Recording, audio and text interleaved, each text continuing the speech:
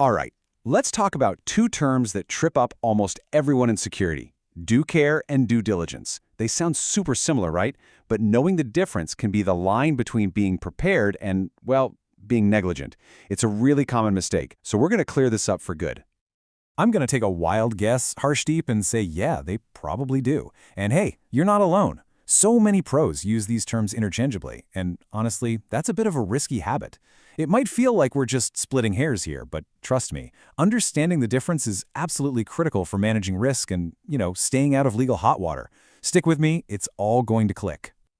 Okay, so before we even touch the official textbook definitions, I want to give you a super simple way to think about this, an analogy that makes it all just make sense. Just remember these two words: plan versus action.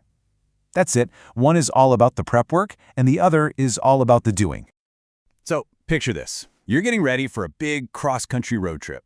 To make that trip a success, there are really two totally different phases, aren't there? First, there's all the stuff you do before you even put the key in the ignition, and then there are all the things you do while you're actually driving on the highway. This is where it gets really clear. On the left, you've got due diligence. Think of this as all your homework. Researching the best route, checking your tires and oil, maybe even learning the traffic laws for different states, packing that emergency kit. You're being diligent in your prep. Now, on the right, that's due care. This is what you do while you're driving. Obeying the speed limit, checking your mirrors, slowing down when it starts to rain. You're exercising care in the moment. See? One is the plan, the other is putting that plan into action. All right, so now that we've got that simple plan versus action idea locked in our heads, let's actually look at the formal definitions. This will help connect our road trip analogy to the kind of language you'd see in, say, a real legal document or an official certification guide. And here it is. This is the plan part, officially.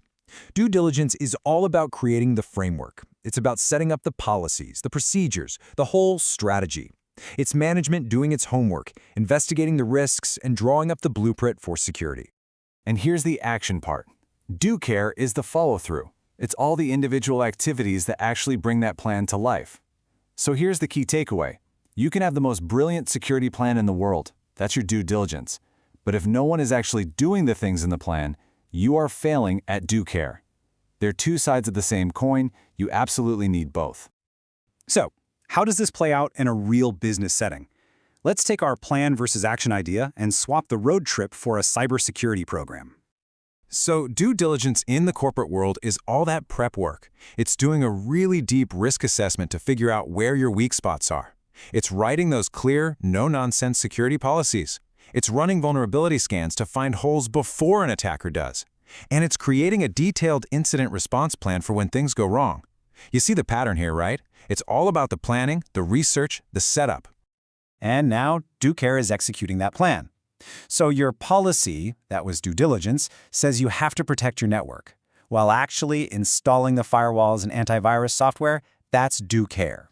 Your vulnerability scan, diligence, told you about missing patches.